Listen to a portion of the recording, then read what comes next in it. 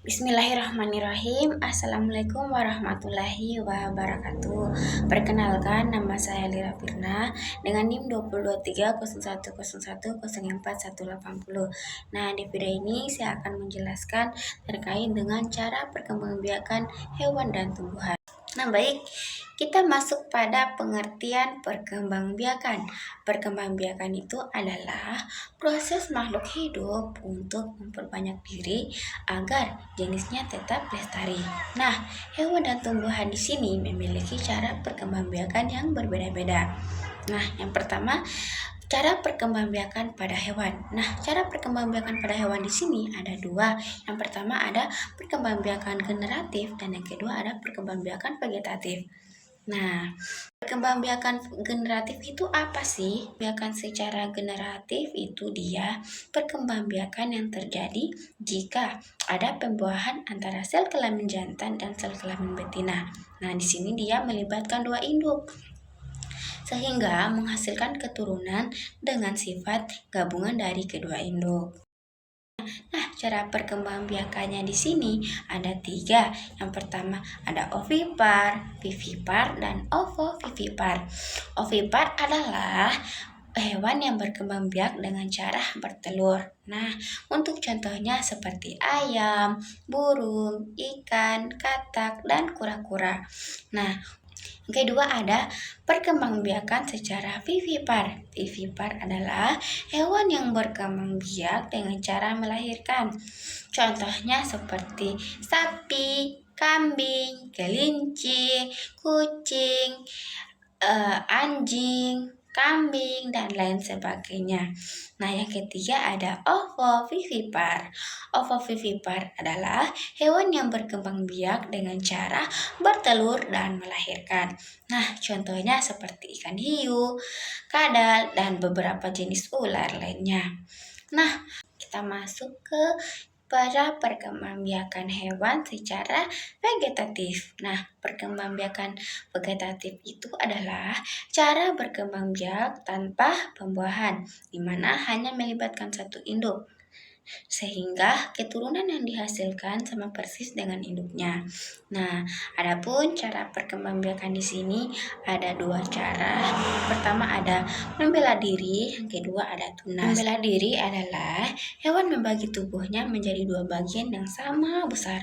Kemudian masing-masing bagian tubuh menjadi individu baru. Nah, cara ini dia biasanya terjadi pada hewan bersel satu. Contohnya seperti amoeba. Nah, yang kedua ada tunas. Tunas adalah benjolan kecil yang tumbuh di tubuh induk. Nah, tunas ini kemudian berkembang menjadi individu baru dan akhirnya terlepas dari induknya. Contohnya seperti hidra, bunga karang, dan ubur-ubur. Nah, itu dia cara perkembangbiakan hewan secara vegetatif dan generatif. Selanjutnya, kita masuk pada cara perkembangbiakan tumbuhan. Nah, cara perkembangbiakan tumbuhan di sini ada dua juga. Yang pertama ada cara perkembangbiakan secara generatif dan yang kedua ada cara perkembangbiakan vegetatif. Nah, perkembangbiakan generatif di sini adalah cara tumbuhan berkembang biak dengan menggunakan biji. Nah, prosesnya di sini dia melibatkan pembuahan antara sel kelamin jantan atau serbuk sari dan sel kelamin betina atau sel telur. Nah, contohnya seperti mangga, rambutan, jagung, padi, dan tomat. Selanjutnya ada perkembangbiakan secara vegetatif. Nah, perkembangbiakan vegetatif adalah cara tumbuhan berkembang biak tanpa menggunakan biji dan tanpa proses pembuahan. Tumbuhan baru tumbuh dari bagian tubuh tumbuhan induk seperti batang, akar, atau daun. Untuk perkembangbiakan vegetatif di sini ada dua. Pertama ada vegetatif alami dan vegetatif buatan. Nah, untuk vegetatif alami di sini pertama dulu kita bahas terkait dengan vegetatif alami. Nah, vegetatif alami ini adalah perkembangbiakan yang terjadi tanpa bantuan manusia. Nah, seperti ada tunas. Nah, tunas adalah tumbuh di bagian tanaman dan menjadi tanaman baru. Nah, seperti pisang, bambu, dan lain sebagainya. Nah, yang kedua ada umbi batang. Nah, umbi batang adalah batang yang membesar dan menyimpan cadangan makanan. Nah, bisa tumbuh menjadi tanaman baru. Contohnya seperti kentang, sukun, dan lain-lain sebagainya. Nah, yang ketiga ada umbi akar.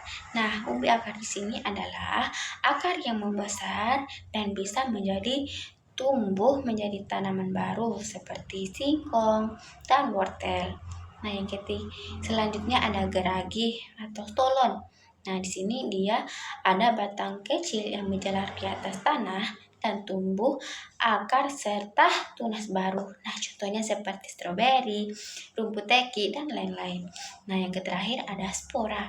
Nah, spora di sini dia sel khusus yang dapat tumbuh menjadi tanaman baru seperti lumut, paku-pakuan. Nah, baik, yang kedua ada vegetatif buatan. Nah, vegetatif buatan di sini dia dilakukan dengan bantuan manusia. Nah, untuk contohnya seperti stek, cangkok, okulasi, kopulasi, dan merunduk. Nah, stek itu dia caranya seperti memotong bagian batang, daun, atau akar lalu menanamnya agar tumbuh menjadi tanaman baru. Contohnya seperti singkong, cucur bebek, dan lain sebagainya. Nah, yang kedua ada cangkok. Nah, cangkok di sini dia mengupas kulit batang, kemudian membungkusnya dengan tanah agar tumbuh akar, kemudian dipotong dan ditanam. Nah, contohnya seperti mangga, jambu, jeruk, dan lain sebagainya. Nah, yang ketiga ada okulasi. Okulasi adalah menempelkan tunas dari satu tanaman ke batang tanaman lain agar tumbuhan baru memiliki sifat unggul. Contohnya mangga dan jeruk. Yang ketiga, selanjutnya ada kopulasi. Kopulasi di sini dia menyambung. Nah, kopulasi itu dia menggabungkan batang bawah dan batang atas dari dua tanaman sejenis agar tanamannya menjadi tanaman baru. Contohnya seperti durian dan kopi. Nah, yang ketiga ada merunduk. Merunduk di sini dia membengkokkan ranting tanaman ke tanah sampai tumbuh akar. Lalu dipisah menjadi tanaman baru. Contohnya seperti anggur dan alamanda. Nah, baik, kita sudah sampai di penghujung materi. Semoga apa yang saya sampaikan bisa bermanfaat dan menambah pengetahuan. Nah, saya pamit undur diri. Assalamualaikum warahmatullahi wabarakatuh.